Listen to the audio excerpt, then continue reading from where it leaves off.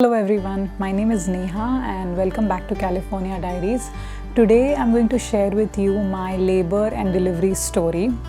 Now, why did I choose to talk about it? I did not hear a lot of labor and delivery stories from other mothers when I was pregnant. And I think that, when we listen to the experiences of other people, especially, the experience of giving birth to a child, it empowers you in a certain way, it strengthens you. I think we can always learn something from each other's experiences. And before we start, I just wanted to give a quick disclaimer. It is not always possible medically to have a normal delivery. There could be some complications during that day, on that day of delivery, or there could be some complications in the pregnancy which might make a C-section inevitable, So these are the exceptions, and whether you decide to go the C-section route or natural delivery, or you decide to, have a natural delivery but take any pain medication of any sort like epidural or anything, that's fine too. I hope it goes without saying that any mode of childbirth that we choose, I think that the effort, the pain, and I think the reward is equal in any mode that you choose, right? So when I talk about a natural childbirth, I do not in any way mean to undermine the efforts or the hardships that some other woman goes through if she delivers, if she decides to deliver her baby by any other method. So I just wanted to put it out there that whatever method you choose, it's important that the baby comes out safe in this world, and at the end of the day, that's all that a mother wants, right? So having said that, let's get started.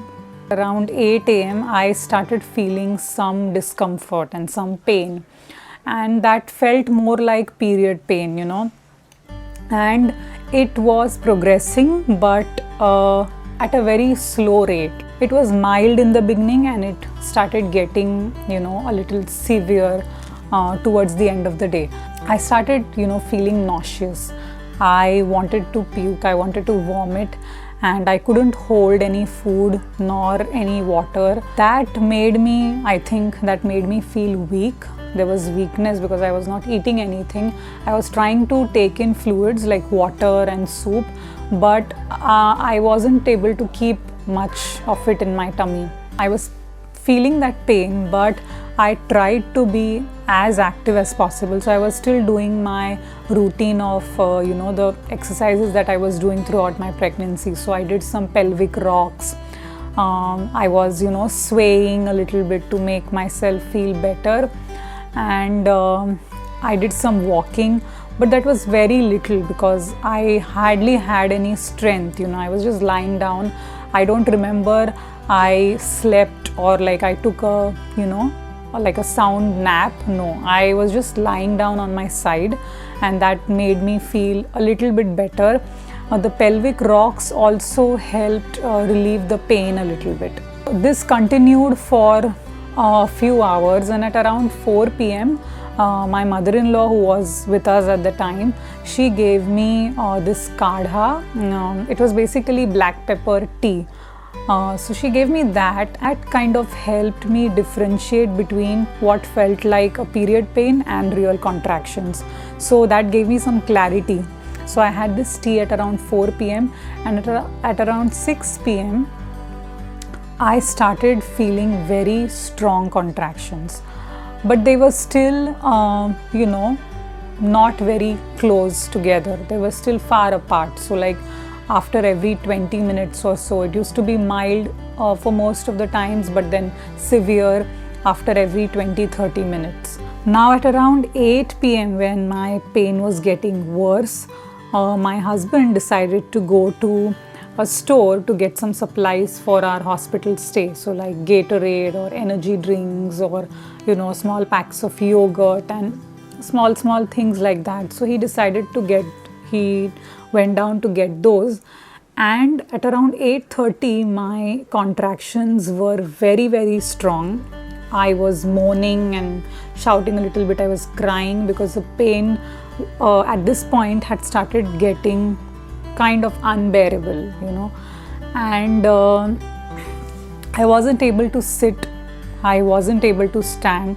I was still trying to move a little bit, and at this point we had also started monitoring my contractions. So if you watch my previous video, I have talked about the 5-1-1 rule. So let me just quickly tell you what it is. So when the contractions start coming after every 5 minutes, so the frequency is 5 minutes, the contractions last for 1 whole minute, and if this has been happening since last 1 hour, that means that it's time to go to the hospital. So when that starts happening, within 1 or 2 hours of it, you should be going to the hospital. By 9 p.m. my mother-in-law was a little concerned because I had very strong backache, and although she was giving me some back rubs, it wasn't helping at all, and I was crying, and I wanted to go to the hospital. By this time the pain was so bad that it was difficult for me to track the contractions, so I was not monitoring my contractions. And then I think at around 10 p.m. my husband came back, and that's when we started monitoring the contractions again, and then they were pretty close together, so they were pretty in line with the 5-1-1 rule. And we were convinced of the fact that we didn't want to end up at the hospital too early, because that's what we had been told in our childbirth class, and we were convinced about it. We were convinced about the fact that the home environment will make me feel more comfortable, and it would be better for me if I labor at home. I have also talked about this in my previous videos, so if you haven't watched it, please go ahead and watch it. So when my husband came back, we called the doctor's helpline, and the nurse could hear me crying and whatever, and we told them that we were monitoring the contractions, and so she said that I think it's time for you guys to come. So our hospital bag was luckily packed, so we just had to grab a few things. My pregnancy pillow, which was like a giant pillow, my husband took it, and then we went down, we sat in the car, and we left for the hospital at around 11:30 p.m. So just to give you some perspective, my early stage labor started at around 8 a.m. that morning, but we went to the hospital at 11:30 p.m. So I waited for a long time before going to the hospital, and this is, I think, very important.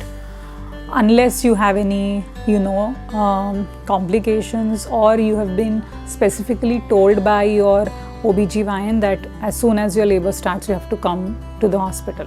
Unless that is the case, it's better that you wait at home. So the hospital was, I think, 15 minutes away, 15 minutes drive from our home. They took me in the triage room. They checked my blood pressure and everything, and the preliminary checkups, whatever they do, and they got me in at around 12:30. So by 12:30 I had changed into actually I think I did not change. I was still wearing the clothes that I had, because I had decided that I would be comfortable wearing my clothes rather than the hospital gown. And one more thing that I would like to specify here is that I had told the doctors and the nurses that I don't want to be told how far I am dilated. Now, if you don't know what I'm talking about, I will link this in the description, but basically they decide whether it's time for you to push. The doctors decided on the basis of how far your cervix has dilated. So if your cervix has dilated, that is opened up or expanded, 10 centimeters, only then it's time for you to start pushing. The doctors tell you when you enter, the doctors tell you that, oh, you're just 4 centimeters dilated now, so we are not ready yet. And then a couple of hours pass by, and then the doctors again tell you, you're just 5 centimeters dilated yet, or you're just 6 centimeters dilated. That can put you under some stress, that can make you feel like, oh, it has been 6 to 7 hours and I have not yet dilated 10 centimeters. So that means my labor is going to last maybe another 7 to 8 hours. That might put you in stress, and I'm sure it will, because you might feel like you're not, your body is not responding well, or you are not doing well, you should be doing better. And stress is the last thing that you want on your mind when you're delivering your child, right? So that can make the delivery process slower. So I had told the doctors that I don't want to be informed about how far I have dilated. You can tell it to my husband, because my husband was with me. So 1:40 a.m. that's when I started pushing, and they gave me a squat bar. I had specifically requested for it. I did not want to push lying down on my back, because that was not the most natural position to push in. I was pushing while I was squatting. I was holding on to the squatting bars. There were 2 nurses, I believe. There was no doctor at this point. It was just the nurses and my husband. And I started pushing, and they tell you, they help you, they tell you that you push when you have a strong contraction. Okay, so you don't have to be hard on yourself, and it's better to push when you have a contraction. So that's what I did, that's what I was doing. And then I think at some point the doctor came in, and at around 2:31 my baby was out. So 1:45 and 2, so like 45-50 minutes around that time I was pushing, and which I thought was pretty quick. So the key here was not lying on my back. Of course, the last 5 to 7 minutes I was lying on my back, because by the time Ahilya was almost out and they could feel the head of the baby. And so that's when she told me that, now you cannot squat anymore because the baby might drop. And so that scared us a little bit. So I lied on my back, and then Ahilya was born.